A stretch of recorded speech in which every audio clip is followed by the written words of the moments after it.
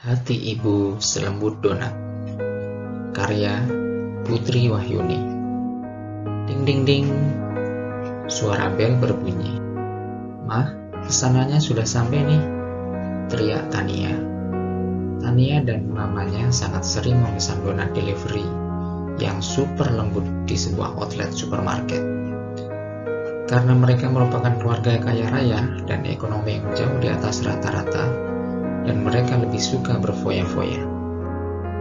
Mereka juga menampung seorang asisten rumah tangga, janda, dan satu anaknya yang bernama Ana, yang masih berumur 6 tahun. Namun mereka tidak digaji, sebab hasil kerja mereka dibayar dengan makan dan tinggal di rumah itu. Dari kejauhan, Ana melihat Nona dan mamanya yang sedang makan donat. Sesekali ia menelan air liurnya menahan nikmatnya donat yang super lembut itu. Tak sadar bahwa ibunya lewat melihat ia dari belakang dengan raut tak tega dan penuh iba. Lalu Ana menghampiri ibunya di dapur. "Bu, aku ingin sekali donat." Ana mengharap kepada ibunya, walaupun dia tahu ibunya tidak mampu untuk membelinya. Dengan menghela nafas, ibunya pun berkata, "Ya nak, nanti ibu belikan ya." Aminah meyakinkan anaknya bahwa ia akan membelikan donat, seperti yang dimakan Tania dan mamanya. Namun uang dari mana ia dapat? Selama ini semua kebutuhannya telah terpenuhi di rumah yang ia tinggali. Hanya mengharap bonus dari sang majikanlah baru ia bisa membeli donat untuk anaknya. "Mina," teriak Nyonya dari arah ruang tamu. "Ada apa, Nyonya?" Aminah menghampiri. "Ini, kamu belanja kebutuhan masak untuk besok. Kembaliannya ambil aja." Sembari Nyonya memberikan uang lebih kepada Aminah.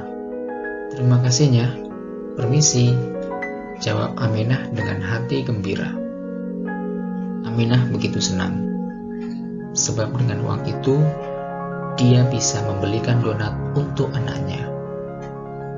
Aminah pun bergegas ke supermarket.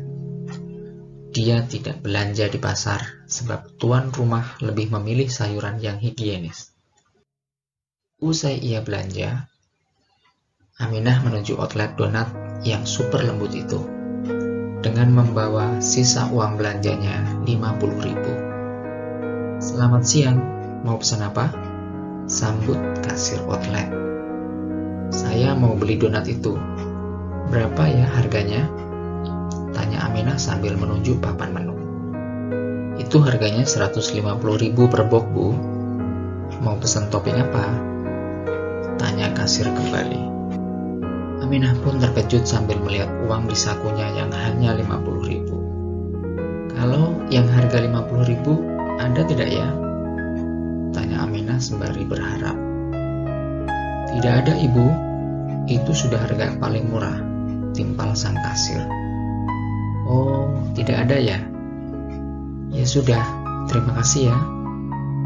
Aminah pun pamit dengan sedikit rasa malu dan gugup. Sang kasir hanya membalasnya dengan senyuman tipis. Aminah sedikit kecewa karena tidak bisa menepati janjinya pada Ana. Dia pun mengerti hanya orang mampu seperti Nyonya lah yang bisa membeli donat mahal seperti itu. Dia tidak tahu harus bilang apa ke anaknya. Pertolongan pun datang kepadanya. Ia melihat ada penjual donat di seberang jalan. Lalu ia menghampiri berniat beli meskipun mungkin rasanya tidak selembut dan seenak donat di supermarket. "Bu, berapa harganya?" tanya Aminah. "Sebiji 5.000, Bu," jawab penjual. "Saya beli 5 ya," saut Aminah dengan raut senang. Aminah pun memberi uang 50.000. Lalu penjual membeli donatnya dan kembalian 25.000. "Alhamdulillah masih ada sisa 25.000, timpal Aminah sambil bersyukur. Lalu ia bergegas pulang dan membawa donat itu. Sesampainya di pintu dapur, ia tak sengaja melihat ada bekas kotak donat yang dimakan Nyonya dan Tania di tempat sampah. Aminah pun mengambilnya. Dilihatnya tidak kotor dan bau, lalu ia membawanya ke dalam dan memasukkan donat-donat yang dibelinya ke dalam kotak itu. Aminah sedikit ternyuh karena tidak bisa membeli donat yang sesungguhnya. Lalu ia menghampiri Anna di kamarnya. Dilihat anaknya sedang asik menggambar. Lalu ia memberi donat itu kepada Anna. "Nah, ini donatnya." Aminah pun memberi dengan rasa bahagia dan sedikit was-was. "Wah, makasih ya, Bu." Anna tampak senang sekali. Dia pun memakan donat itu dengan sangat lahap, sampai melupakan soal kelembutan donat yang ia inginkan. Aminah memandang anaknya yang begitu senang namun dengan sedikit rasa bersalah.